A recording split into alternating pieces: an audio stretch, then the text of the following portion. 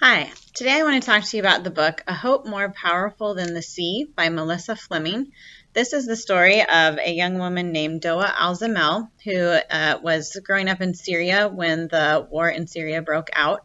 She was in her late teens and was trying to make a decision of whether or not she wanted to pursue her education or to marry someone, which was she was of the age to get married at that time. She decided she wanted to pursue her education, but then when that decision was made, the war broke out. So she did not get to continue school at that time. Instead, she did get involved in protests and supporting people that were fighting against an oppressive government. She got to the point where things were so bad for her family and in her hometown that her father forbade her from leaving the house and participating because he feared that she was going to lose her life.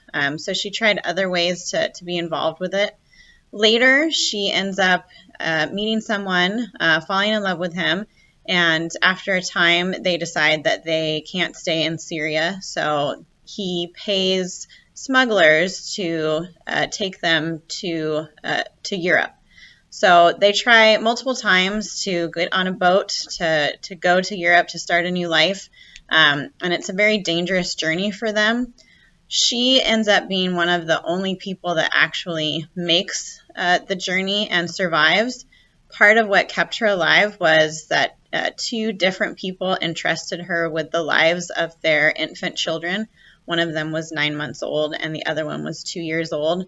And she held these children in her arms while she's floating at sea for almost 5 days, waiting for someone to help her.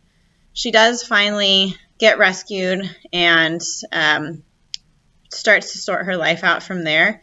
She tells one story of stuff that happens to people all over the world in different refugee situations.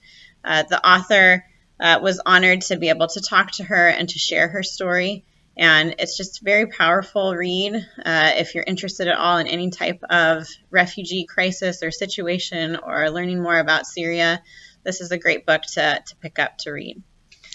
I want to read you a part from the very end, which is when a note from Doa, who is the person whose this book is focused on, and just talking about why she chose to share her story.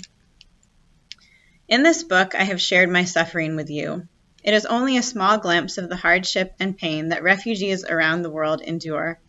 I represent just one voice among the millions who risk their lives every day in order to live a life of dignity. The perilous journey refugees take in order to reach safety in Europe often leads to despair and death. But we put our lives in the hands of cruel and merciless smugglers because we have no other choice.